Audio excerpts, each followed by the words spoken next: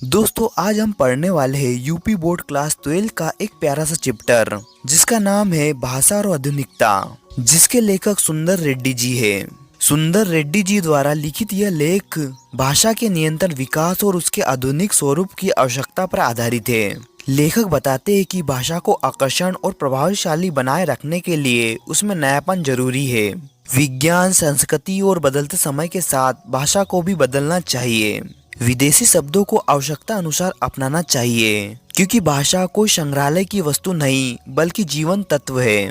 लेखक इसी बात पर जोर देते हैं कि केवल विद्वानों के प्रयास से नहीं बल्कि आम जनता और सरकार के सहयोग से ही भाषा का वास्तविक और व्यवहारिक विकास संभव है। तो आइए दोस्तों हम इस चैप्टर को डिटेल से समझते हैं। किसी भी क्षेत्र को सुंदर और आकर्षण बनाने के लिए उसमें हर समय कुछ नया होना जरूरी है। इसी बात को ध्यान में रखते हुए मार्क जी ने कहा है कि हर पल कुछ नया ही सुंदर लगता है।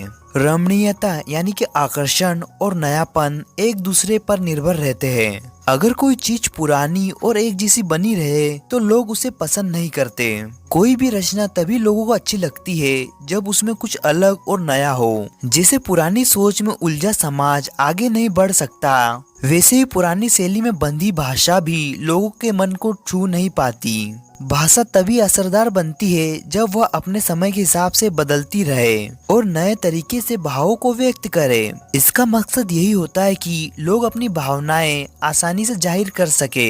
कभी कभी दूसरी भाषाओं और संस्कृतियों में भी नए शब्द आते हैं। अगर उसके लिए हमारे पास अपने शब्द नहीं है तो वैसे ही उन्हें अपनाना चाहिए। इसमें कोई बुराई नहीं है। यही भाषा की आधुनिकता और जीवंतता की पहचान है।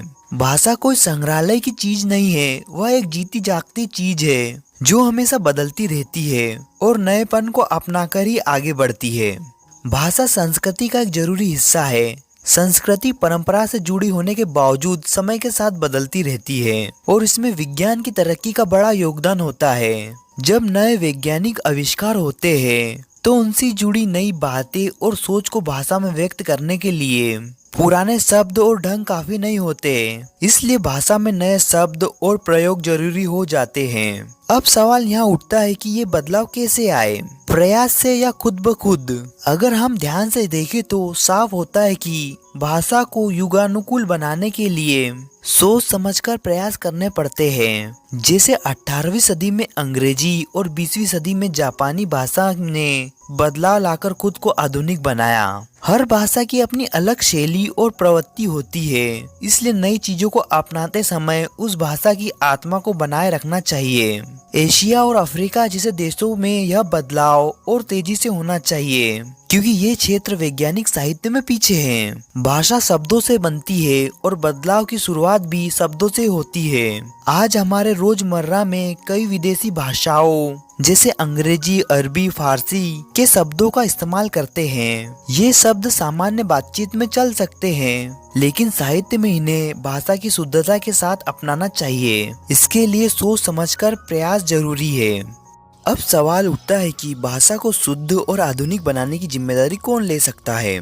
इस दिशा में भारत सरकार ने कुछ अहम कदम उठाए हैं। सन 1950 में शास्त्रीय एवं तकनीकी शब्दावली आयोग बनाया गया, जो विज्ञान के हर क्षेत्र के लिए हिंदी के नए शब्द बनाता है। इसके अलावा हिंदी साहित्य सम्मेलन जैसे संस्थानों ने भी इस काम में योगदान दिया है। राहुल शंकराचार्यन और डॉक्टर रघुवीर जैसे विद्वानों ने अपनी रुचि से इस काम को आगे बढ़ाने की शुरुआत की थी। हालांकि अब इस क्षेत्र में जितना काम हुआ है वह बहुत कम है। यह काम अभी भी अपने शुरुआत दौरान में ही है और तेजी से आगे बढ़ नहीं सका। इसके रास्ते में दो प्रकार के लोग रुकावट बनते हैं। एक वर्ग वो है जो भाषा की शुद्धता को लेकर इतने सख्त है कि विदेशी शब्दों को वैसे ही अपनाने में हिचकते हैं। दूसरा वर्ग वो है जो अपने विषय में तो निपुण है, लेकिन भाषा की सही समझ नहीं होने के कारण विदेशी शब्दों को गलत रूप में हिंदी में डालने की कोशिश करते हैं। अब कई राज्य सरकारों ने भी अपनी भाषाओं में उच्च स्तरीय किताबें तैयार करने के लिए आयोग बनाए हैं। उम्मीद है कि ये आयोग ऊपर बताए गए दो प्रकारों की रुकावटों से हटकर सही दिशा में काम कर सके। विदेशी शब्दों को जब हम अपनी भाषा में अपनाते हैं तो वो दो तरह के होते हैं। पहला वस्तु सूचक शब्द जो किसी चीज या वस्तु को बताते हैं। दूसरा भाव सूचक शब्द जो किसी भावना या विचार को प्रकट करते हैं। विज्ञान की तरक्की से नई चीजें लगातार बनती रहती है और इनके लिए नाम यानी कि नए शब्द दिए जाते हैं। जिस देश में कई आविष्कार होते हैं वह देश उसके लिए शब्द बनाता है और वही शब्द बाकी देशों में भी उसी रूप में इस्तेमाल होता है, जैसे रेडियो, टेलीविजन, सैटेलाइट आदि। अगर हर देश अलग नाम रखे तो उसे समझने में परेशानी होगी। उदाहरण के लिए पहले भारत में चढ़ने के लिए सीढ़ी होती थी, लेकिन अब लिफ्ट, एस्केलेटर जैसे नए शब्द आ गए हैं। इसके लिए भारतीय भाषाओं में अलग नाम नहीं है, इसलिए इन्हें जैसे है वैसे ही स्वीकार करना चाहिए। जैसे अंग्रेजी ने फ्रेंच और लैटिन के शब्द अपनाए, वैसे ही अन्य भाषाएं भी करती है। कभी कभी एक ही भावना के लिए कई शब्द होते हैं, जैसे उष्ण, उष्मा, ताप। इनका हल्का अंतर समझकर सही जगह सही शब्द इसका प्रयोग जरूरी है। शुरू में कुछ शब्द अटपटे लगते हैं, लेकिन धीरे धीरे आम हो जाते हैं।